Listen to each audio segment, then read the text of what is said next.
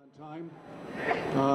I'm Ambrose Richardson. I'm president of the Lower Manhattan Historical Association, which is a group of groups concerned with the the rich history of Lower Manhattan.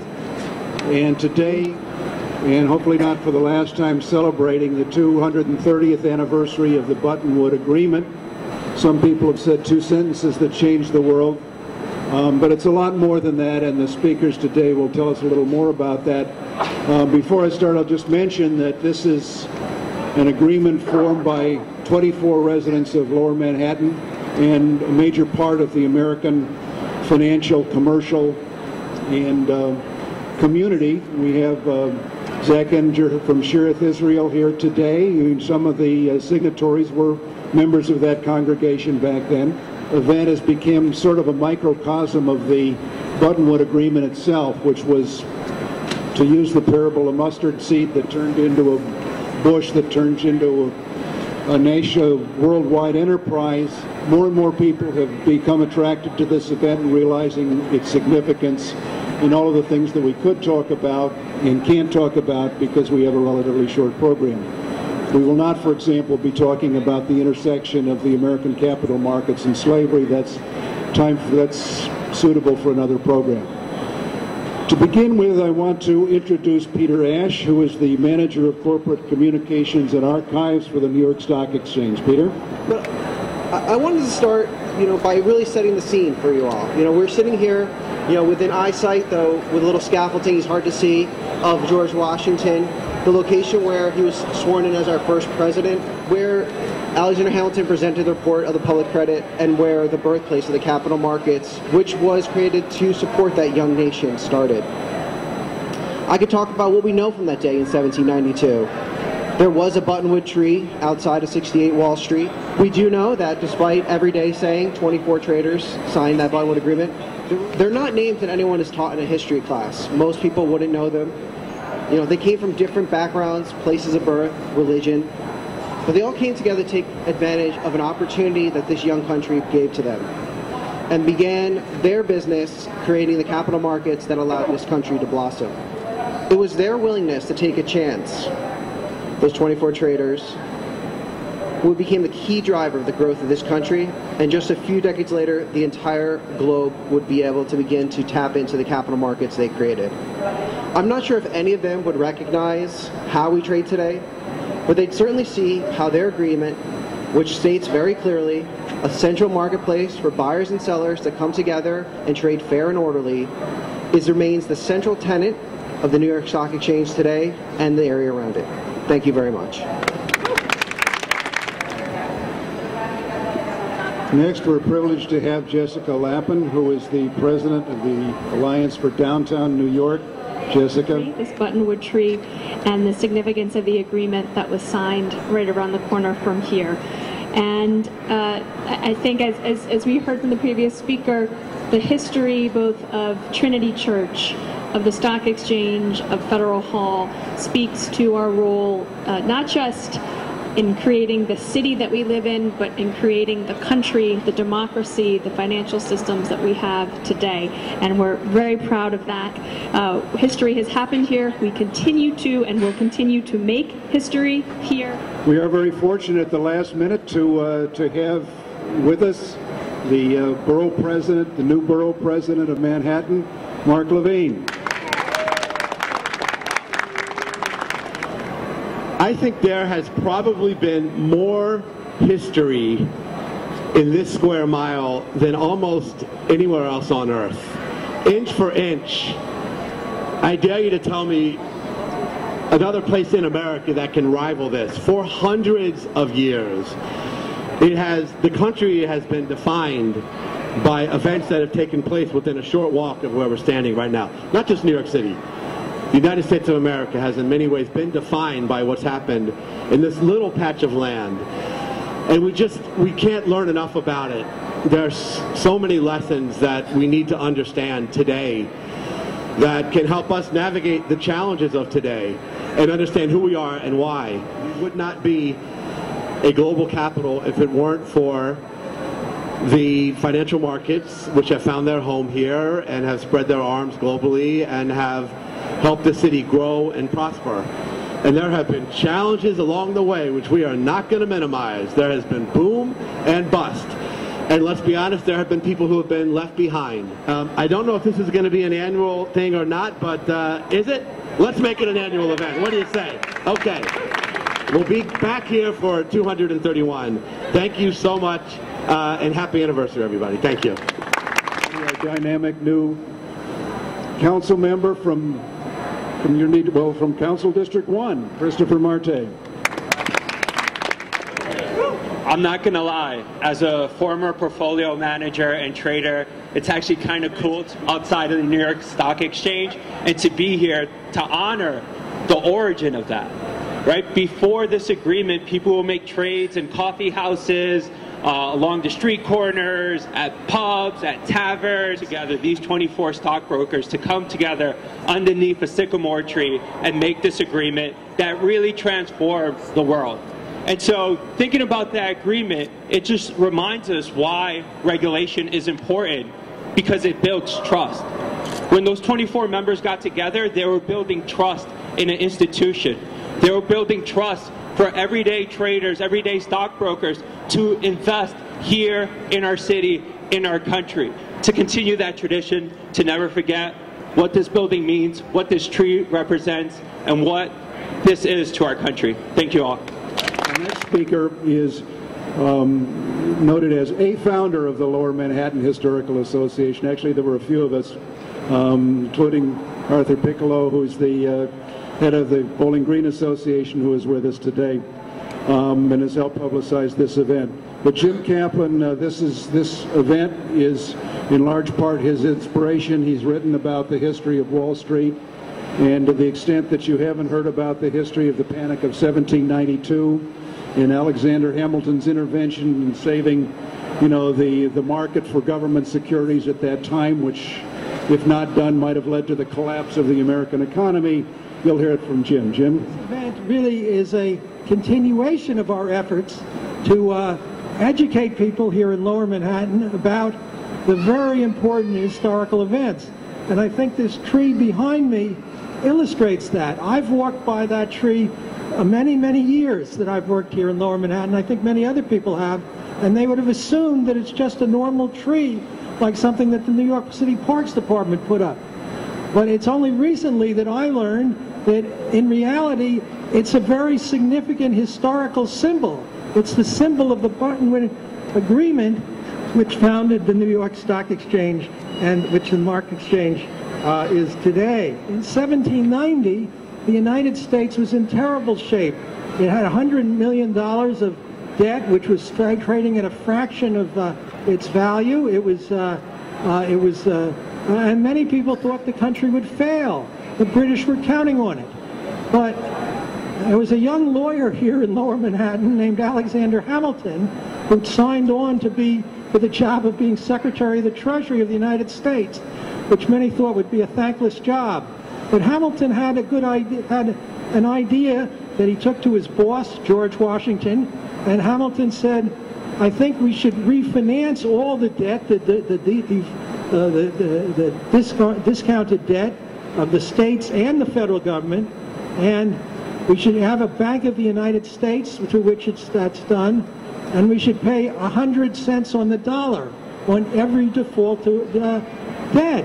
Now, that was highly, highly controversial at the time, and many people, such as Thomas Jefferson, Marinus Willett, Governor George Clinton, thought this is an outrage. You can't do this. But Hamilton held his ground, and Hamilton said the only way that this country is going to survive into the great country that we want it to be is we have to pay 100 cents on the dollar. Our credit has to be good now and into the future. And Washington went along with him. But in any event, that would become the basis for the New York Stock Exchange and the American economy. I'm very privileged today to introduce John Herzog, the founder of the Museum of American Finance. He started with a small brokerage firm started by his father and built it into a very large brokerage firm known as Herzog, Heine & Geduld. with which I have very fond memories. John, thank you very much for speaking. Thank you very much, Ambrose, and that is a tough act to follow. Thank you, Jim. That's beautiful. And I have always been in favor of education, and I started the Museum of American Finance 35 years ago, and I wanted to enhance the understanding that each of us has about the stock exchange and finance in general, because I had learned that in general, Americans want to buy stocks at the top and sell them at the bottom. That has been shown over and over again, and I thought there must be a better way, and perhaps I can contribute to that better way.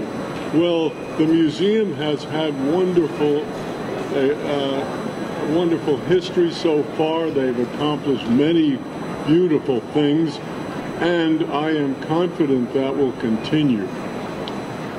Last year, the museum initiated a program with the New York Public Library called Finance for Adults, and several thousand people took those courses. Finance is wonderful to study.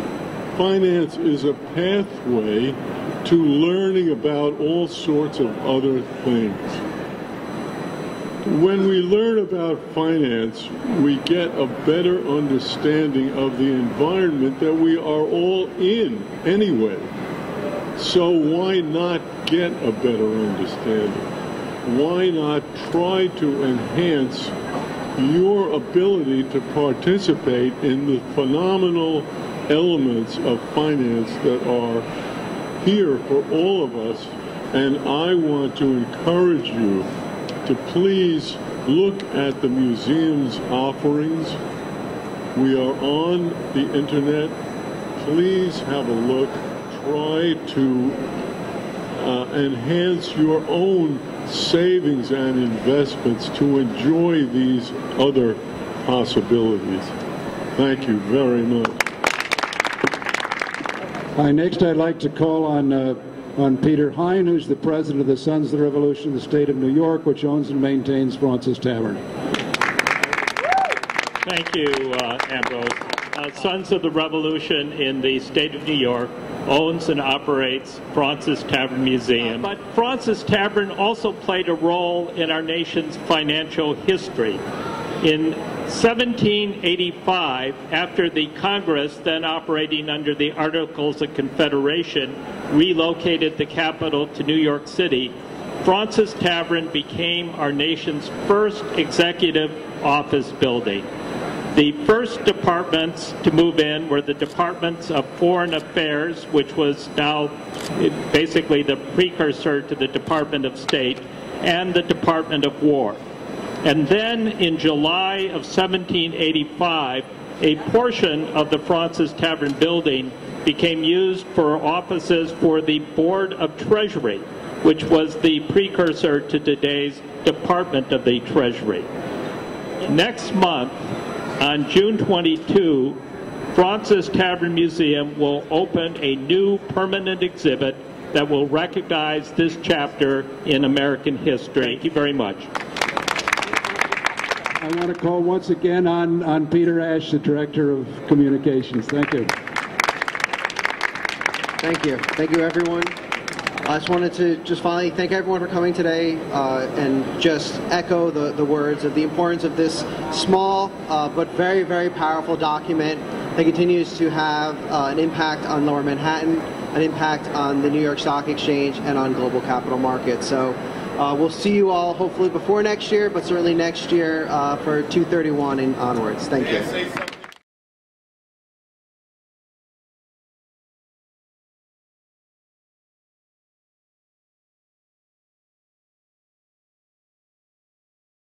Good afternoon. The name is David Mills. I am a writer, and my most recent collection of poems is entitled Bone Yarn. It's the first book of poems about slavery in New York City. New York had the oldest and largest slave cemetery in the United States. It's 7 acres with 15,000 bodies in the City Hall area between Broadway and Center Street and Duane and Chambers. This particular poem that I'm going to share from the book is called The Buttonwood Agreement. 230 years ago, right behind me, May 17, 1792, 24 white colonial settler males signed an agreement to trade stocks amongst themselves, and this eventually grew into the New York Stock Exchange, which also stands behind us. And of import that many people might not know about with regards to the Buttonwood Agreement is 3 of the first 6 stocks that were traded had to do with the slave trade. They were insuring slave ships, insuring the enslaved who were often bought on credit, and also underwriting the production of cotton. This poem is called The Buttonwood Agreement. Structured compensation, standard commission, broker, dealer, trader, speculator, highest bidder, buy, sell, shares, bonds, financial, clients, transaction, certificate, merchant, securities. Buttonballs cling to twigs through winter, only to find earth's footing come spring. Intermediary, short-term contract, profit, purchase, negotiate, bargain, distribute, fluctuate and hope, regulate and market, flutter, fee, rate, floor commission, wall and water, yet again.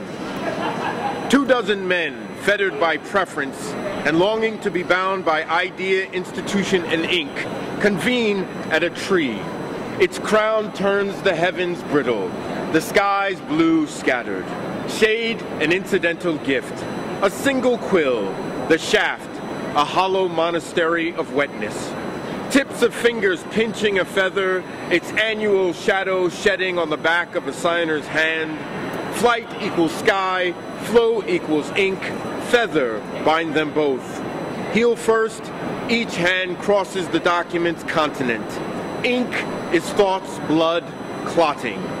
At the foot of 68 Wall, an agreement reached under a buttonwood tree.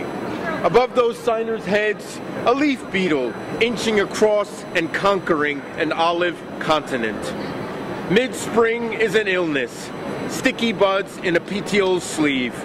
Heartwood, dim and dense, little give for a trunk coming into its own within the wood's secret churning world. A chunk of piebald bark sloughs. Seed ball hair cranky in his throat. A man coughs. Cough. A leaf's coat stripped. Its itch seeking refuge in the crow's feet of some of the signer's eyes.